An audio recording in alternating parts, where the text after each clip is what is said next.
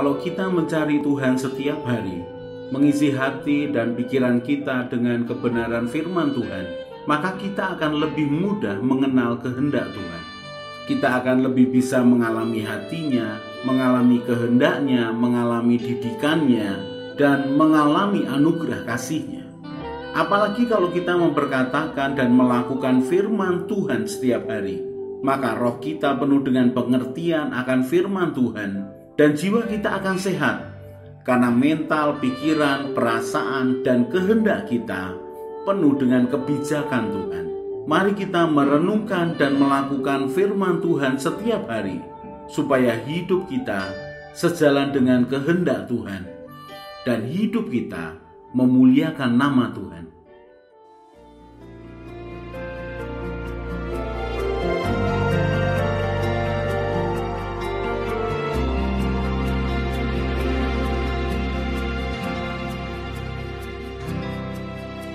Hanya kepadanya ku kan berlari di saat ku bimbang dalam hidupku.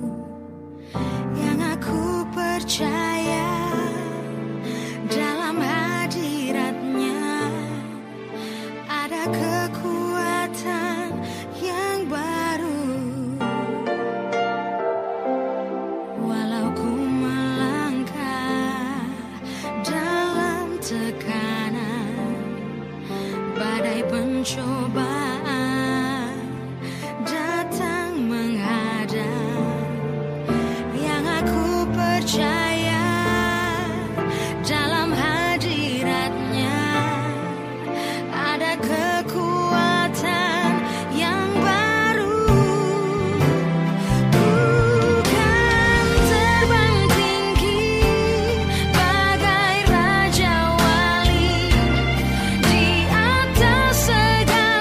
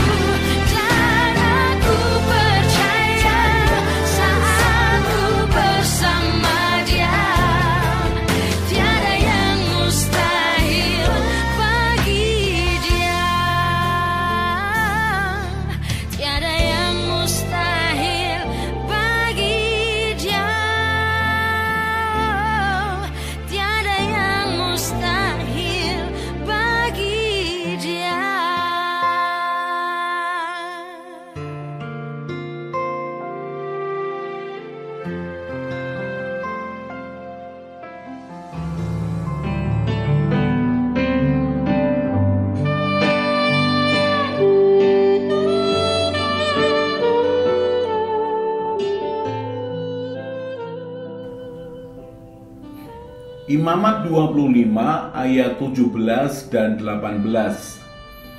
Janganlah kamu merugikan satu sama lain, tetapi engkau harus takut akan Allahmu, sebab akulah Tuhan Allahmu.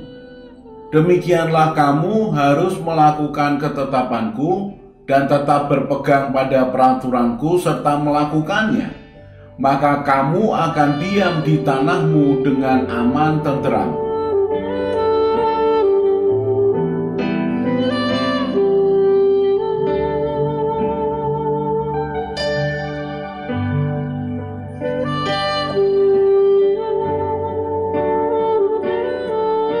Kehidupan kita bisa digambarkan seperti suatu perjalanan panjang disertai dengan begitu banyak hal yang bisa terjadi di dalamnya.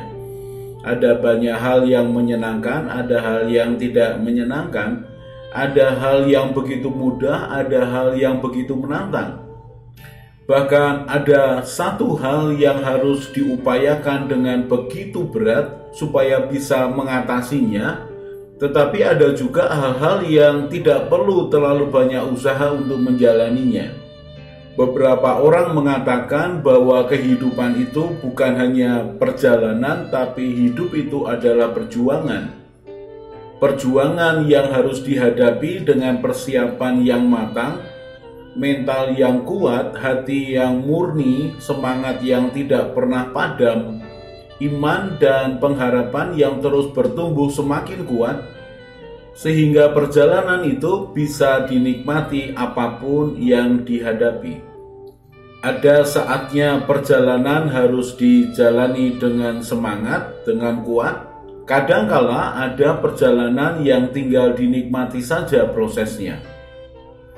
Kehidupan seperti perjalanan yang panjang dan juga seperti perjuangan yang tidak pernah habis.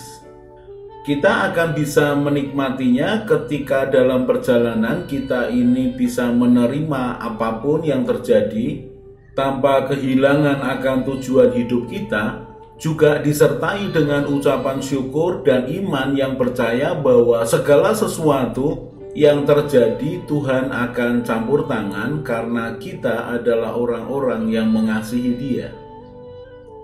Tuhan seringkali digambarkan seperti gunung batu yang adalah tempat perlindungan di dalam perjalanan, karena di timur tengah, di tengah-tengah padang pasir, badai pasir itu bisa menimbun akan orang bahkan barang, tetapi orang-orang yang berlindung di belakang akan gunung batu, dia akan terhindar dari bahaya badai pasir yang mengerikan.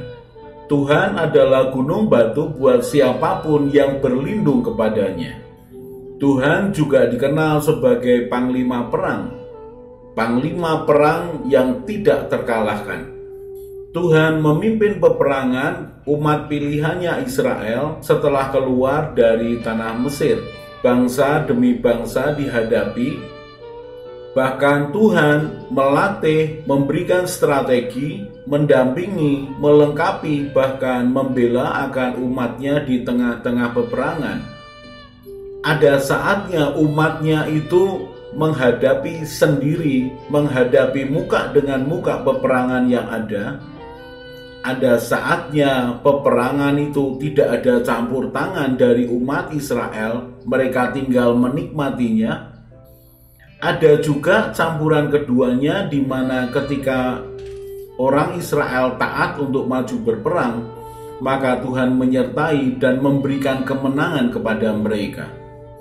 Bahkan seringkali di dalam kemahatauannya, Tuhan sudah memberikan kemenangan kepada bangsa pilihannya atas suatu kota atau suatu bangsa yang akan mereka hadapi. Tuhan sudah memberikan kemenangan kepada bangsa Israel yang akan berangkat berperang. Tuhan tahu bahwa ketika Dia membawa orang Israel dari tanah Mesir ke tanah perjanjian, ke tanah Kanaan, orang Israel beratus-ratus tahun menjadi budak orang Mesir. Mental budak yang dimiliki oleh orang Israel harus diubah menjadi mental pejuang, mental prajurit, mental pemenang. Tuhan tahu bahwa itu membutuhkan waktu, itu membutuhkan proses. Tuhan tahu bahwa orang Israel harus dihadapkan secara bertahap, bagian demi bagian, untuk melatih mereka, melatih cara pandang mereka, melatih mental mereka, melatih semangat mereka, juga melatih untuk menghadapi kesulitan, bahkan keteguhan hati sampai akhir, sampai menang. Kita bisa mengetahui akan hati Tuhan itu dari kebenaran firman Tuhan berikut ini. Bagaimana Tuhan itu melatih umatnya untuk berperang. Keluaran pasal yang ke-13 ayat 17 dan 18. Setelah Fir'aun membiarkan bangsa itu pergi, Allah tidak menuntun mereka melalui jalan ke negeri orang Filistin, walaupun jalan ini yang paling dekat, sebab firman Allah, jangan-jangan bangsa itu menyesal apabila mereka menghadapi peperangan, sehingga mereka kembali ke Mesir. Tetapi Allah menuntun bangsa itu berputar melalui jalan di padang gurun menuju Laut Teberau. Dengan siap sedia berperang, berjalanlah orang Israel dari tanah Mesir.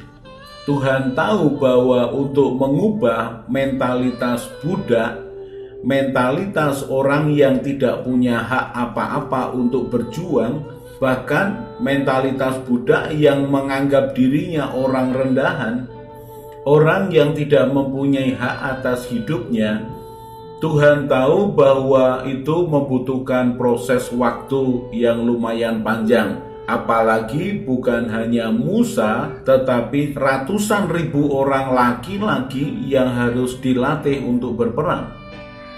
Tuhan tahu bahwa peperangan itu tidak mudah. Di zaman itu peperangan berhadapan muka. Tuhan mengetahui bisa jadi bangsa ini akan menyesal apabila mereka menghadapi muka dengan muka akan musuhnya di dalam peperangan. Kemudian mereka akan membandingkan betapa lebih enaknya menjadi budak daripada berperang.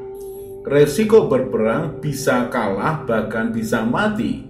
Sementara kalau menjadi budak tidak ada resiko yang berat. Paling hanya status budak yang selalu disisihkan dalam kehidupan orang-orang Israel di tanah Mesir. Tetapi mereka tetap bisa hidup dan makan enak menurut ukuran mereka.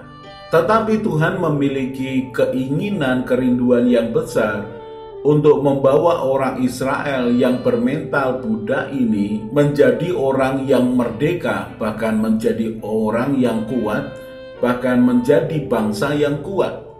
Dan untuk melatih orang Israel itu berperang, Tuhan menuntun bangsa itu berputar melalui jalan di padang gurun menuju Laut Teberau. Dan Alkitab dengan jelas mengatakan di Keluaran 13 ayat 18, dengan siap sedia berperang berjalanlah orang Israel dari tanah Mesir.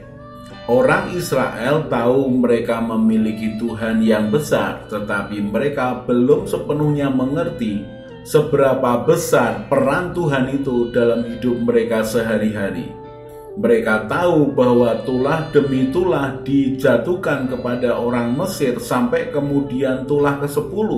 Tulah yang membunuh akan anak sulung orang-orang Mesir, bahkan binatang sulung dari binatang orang Mesir.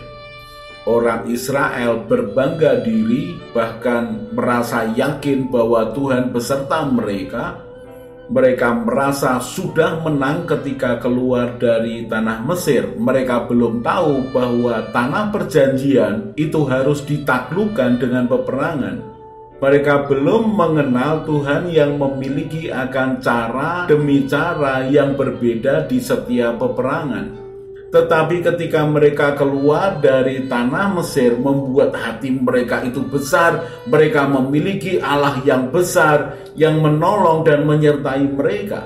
Tuhan memiliki kepentingan untuk melatih bangsa Israel berperang, karena salah satu yang ingin ditunjukkan di hadapan bangsa-bangsa lain adalah bangsa pilihan Tuhan, tidak bisa diremehkan, tidak bisa direndahkan.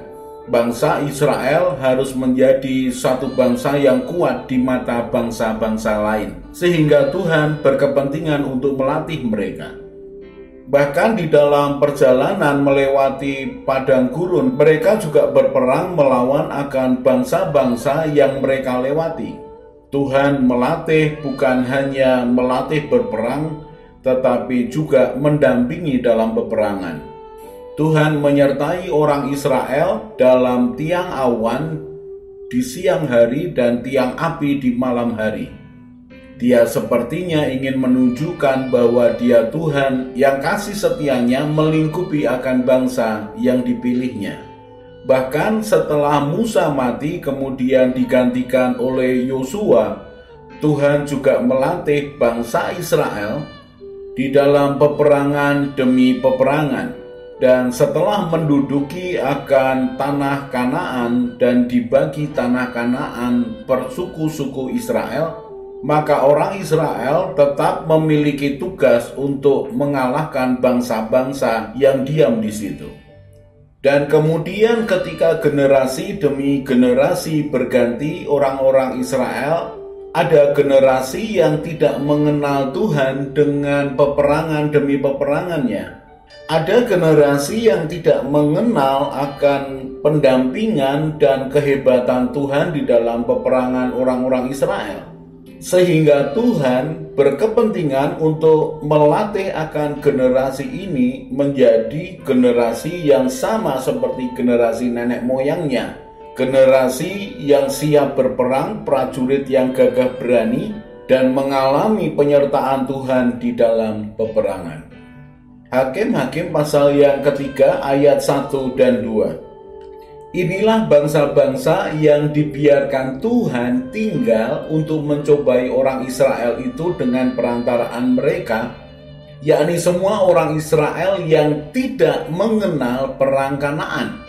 Maksudnya hanyalah supaya keturunan-keturunan orang Israel yang tidak mengenal perang yang sudah-sudah dilatih berperang oleh Tuhan. Sungguh penekanan yang luar biasa bahwa Tuhan melatih akan orang-orang Israel untuk berperang. Belajar apa dari bagian ini? Belajar bahwa Israel adalah umat pilihan dan Tuhan mau Israel menjadi umat yang terlatih, bukan hanya diberkati, tidak pernah kekurangan, tetapi juga harus dikenal sebagai bangsa yang kuat, prajurit yang tangguh, yang gagah perkasa, yang ditakuti oleh banyak orang karena penyertaan Tuhan di dalam peperangan. Lalu bagian yang kedua, Tuhan berkepentingan melatih orang Israel untuk berperang. Generasi demi generasi dilatihnya supaya sungguh menunjukkan bagaimana bangsa ini, bangsa yang punya martabat, bangsa yang kuat, bangsa yang punya harga diri di hadapan bangsa-bangsa lain. Kalau Tuhan berkepentingan melatih orang Israel untuk berperang, mari minta supaya Tuhan juga melatih kita dalam perjalanan hidup kita, supaya kita ini memiliki mata yang tetap fokus kepada tujuan Tuhan, manusia batiniah yang kuat untuk menghadapi semua kesulitan, pola pikir yang tertata mengandalkan Tuhan, dan kemudian kita mengalami penyertaan Tuhan dalam tanda petik peperangan-peperangan yang harus dihadapi dalam perjalanan hidup kita masing-masing.